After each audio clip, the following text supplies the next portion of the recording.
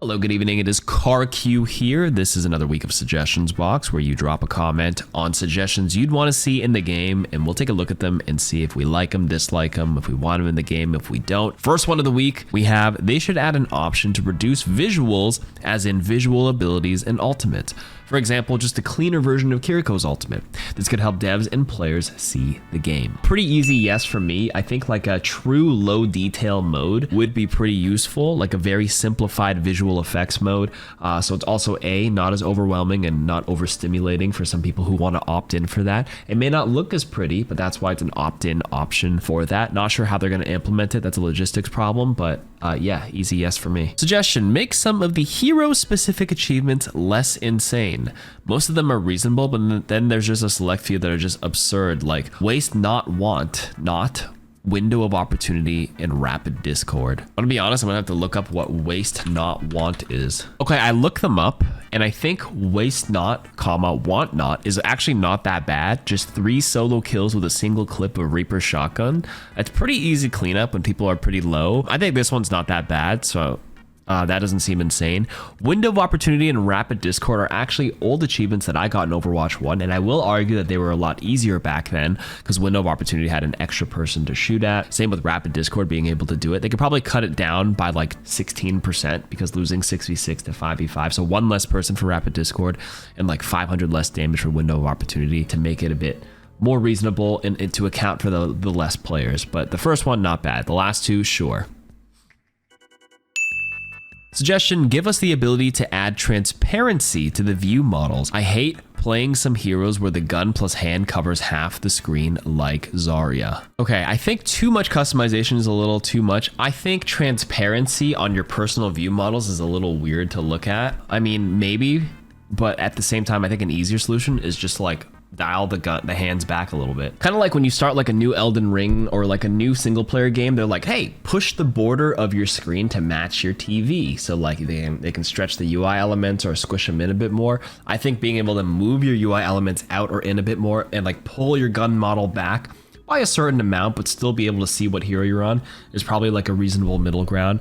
So I don't know about the transparency, so a question mark there, but you're on the ball, you're on the right track in terms of like, you know, a change in that specific, you're on the right track with like a small change there because yeah, some skins are absolutely egregious. Some Zarya skins, there's the Ana sniper, because I'm a support player. I never use Ana sniper skin because that gun is way too thick and blocks too much of your screen real estate. So like, you know, just a middle ground of pulling, like keep your crosshair obviously and all your shots work normally, but the model of the gun should just be pulled back. A suggestion, give Junkrats Tire more HP. An ult that can be canceled with a single Ana nade is crazy, especially when the ult already takes Junk out of the fight. This is a very interesting metal rank take. A, and a single nade does not destroy the Junkrat Tire. B, 100 HP is limited by a few hero thresholds. C, so like only, you know, someone like an Ana would have to not only shoot it and nade it to break it, and then BAP would have to shoot it multiple times. So like you're only limited to some DPS heroes and maybe like a Rhine Fire Strike or something that can do it. But someone like Ramatra can't easily take it down with the staff, or like you have to punch it twice, which isn't really that realistic as well. I think Junkrats Tire is fine the way it is because it also serves as a zoning purpose. It sounds like you're from the perspective of a junk player and you've been frustrated that your tire breaks, but I implore you to maybe get a little wackier with the tire. Have better movement so it doesn't break as often. Because in fact, I find Junk's tire doesn't get destroyed as much the higher you go because better Junkrats know how to navigate and hold the tire and use those like 10, 12 seconds or whatever you have to third person peek, wait for an opportunity, make people run away, make them scared. That has a lot more implications that you won't see on the scoreboard than whether the tire breaks or actually gets killed.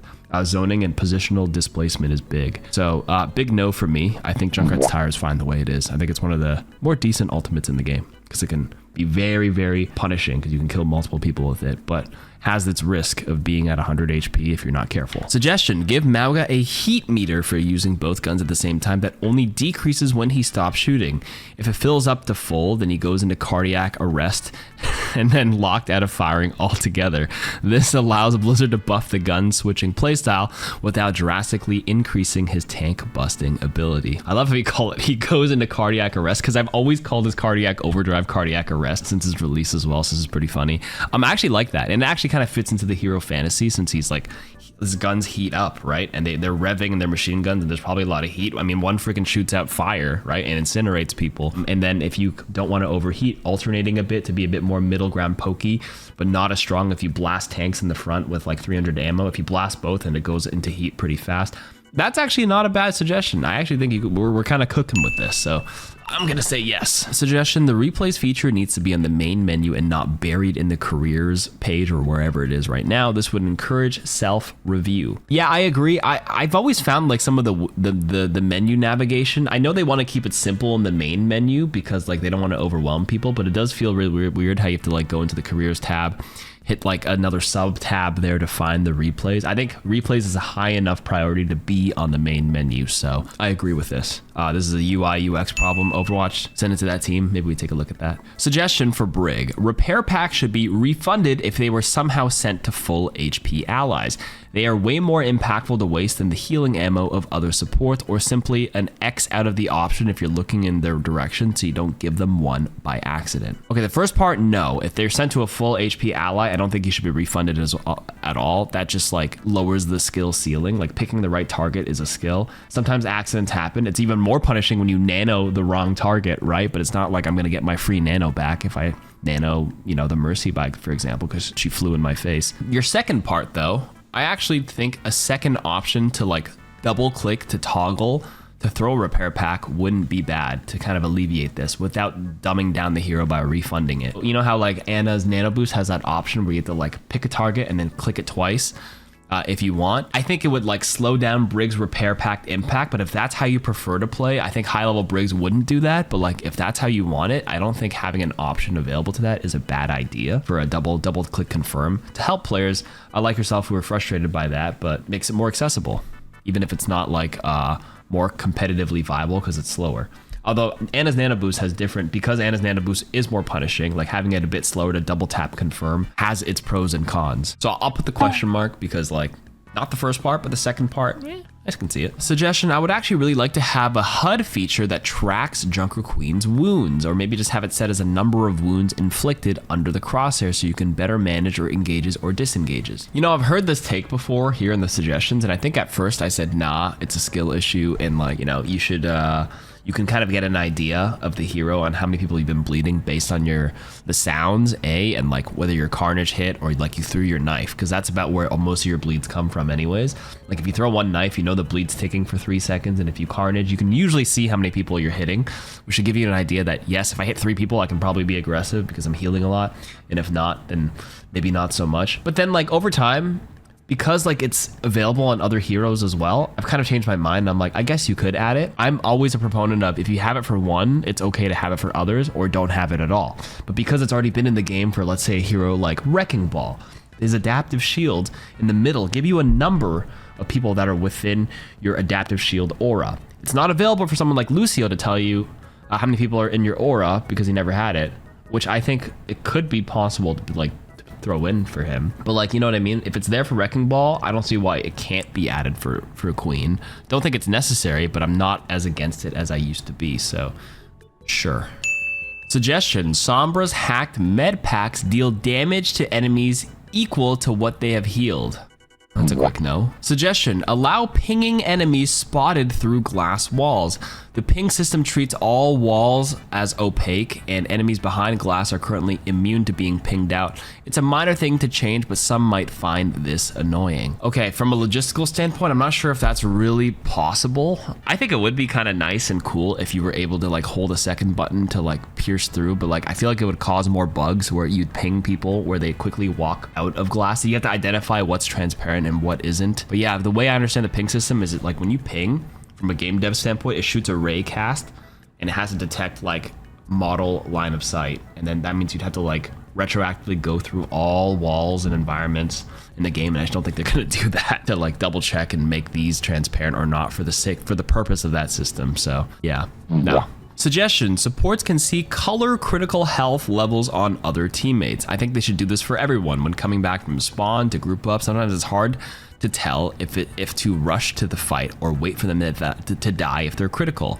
It's also useful to see players getting dove, for etc. It's useful information for everyone. Yeah, so right now you'll get the critical health indicator at 25% through the walls, if I'm not mistaken. But I think having a separate indicator for less than half and a separate one for critical at 50% and 25% is pretty decent, because they already have it offensively when you ping.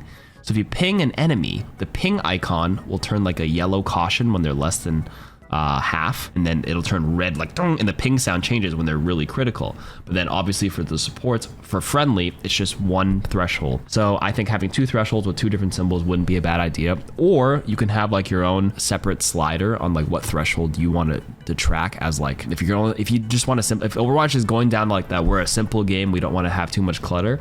And I want a slider where if they're less than health, then give me the indicator, not 25% through the walls. Alternatively, just add party frames on the bottom left. It exists in the PvE missions or whatever, and all the archives where all your teammates' HPs are just sitting on the UI in the bottom left. That shit already exists in the game, and I feel like it should be an option to just turn on in competitive. Is that just me?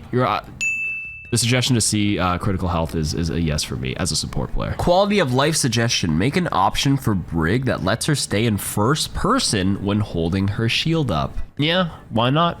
Same with Ryan as well. Anything that kind of flips your perspective, having two options seems okay to me. Yeah, why not? Sure. All right, last suggestion is we should be able to pick what client-side voice line we hear, and it's because that Ana and Tracer are the only two mythic skins that have an actively different client-side alt voice line. Everyone else, the unique voice line is only for the enemies and allies. So same for special legendaries like Inarius Farah, who says justice reigns from the heavens, or Prophet's barrage incoming, but it's just justice reigns from above for the person using the skin. Yeah, actually I had no idea that was the thing, to be honest with you. I didn't know they were inconsistent on that. I think it should be consistent across board for like personal usage and teammates, and then obviously the different one for the enemies to hear, and that's it. I didn't even know they changed it for your personal and then versus your teammates hearing, and then versus what the enemy hears. That's kind of crazy to me. But yeah, no, like I don't see anything wrong with that. Standardize it for sure. Maybe it was just an oversight. Last suggestion is you should be allowed to queue for multiple game modes. Arcade especially could benefit from this and reduce queue times. Yo, I'm down for this. I see no reason why this isn't a good suggestion. Only problem is obviously logistics, if that's even possible, but if it is, add that shit. I'm down. That's it for me this week for suggestions. Thank you for listening to me yap, and I'll see you guys next week. Bye-bye.